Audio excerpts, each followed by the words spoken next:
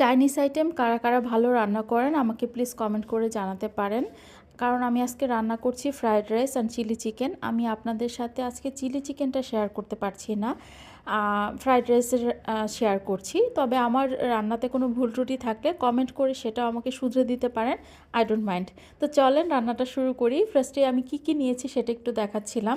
এখানে আমি একটু পেঁয়াজের কলি সেটা কেটে নিয়েছি এবং কাঁচামরিচ নিয়েছিলাম। এখানে আমি একটা সস বানিয়েছিলাম, সেটাই দেখাচ্ছিলাম। এখানে আছে tomato sauce, soya sauce, oyster sauce. Soya sauce নিয়েছিলাম এটা হাইকোর, আপনারা এটা যে কোনো শপে পেয়ে যাবেন। আর টমেটো সস তো এটা আমরা নর্মালি সবার বাসায় থাকে, আমি দেখেছি। আমি ম্যাগি মশলা নিয়েছিলাম দুটো, এটা অপশনাল, এটা না চাইলে আপনারা অ্যাড নাও করতে পারেন। তো চলেন রান্না শুরু করি। ফার্স্টে আমি এগ স্ক্র্যাম্বল করার জন্য ডিমটা তেলে দিয়ে দিলাম এবং আমি একটু কড়া করে ভেজে নিয়েছি, কারণ ডিমটা হালকা করে ভাজলে আমার আসলে ওই ডিমের যে ফ্লেভারটা ওটা খুব একটা ভালো লাগে না, সেজন্য আমি একটু কড়া করে ভেজে নিয়েছি। আপনারা চাইলে হালকা করেও ভাজতে পারেন। তো খুব ভালো করে আমি এগ স্ক্র্যাম্বলটা করে নিলাম।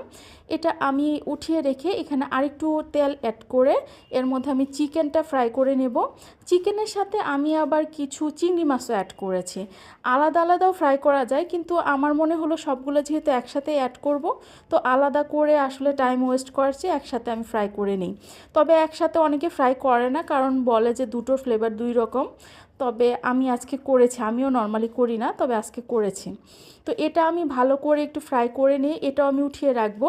হ্যাঁ, আমি আসলে চিকেন আর চিংড়ি মাছটা একটু আদা রসুন হলুদ মরিচের গুঁড়া দিয়ে ম্যারিনেট করে রেখেছিলাম কিছুক্ষণ। দেন আমি সেই তেলেই কিছু কাঁচামরিচ দিয়ে দিলাম।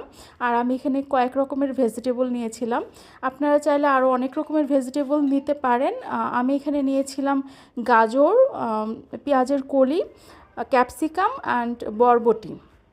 আপনারা চাইলে ফুলকপি, বাঁধাকপি কিংবা ব্রকলি এগুলোও অ্যাড করতে পারেন, এবং ক্যাপসিকামও কয়েক রকমের অ্যাড করা যায়।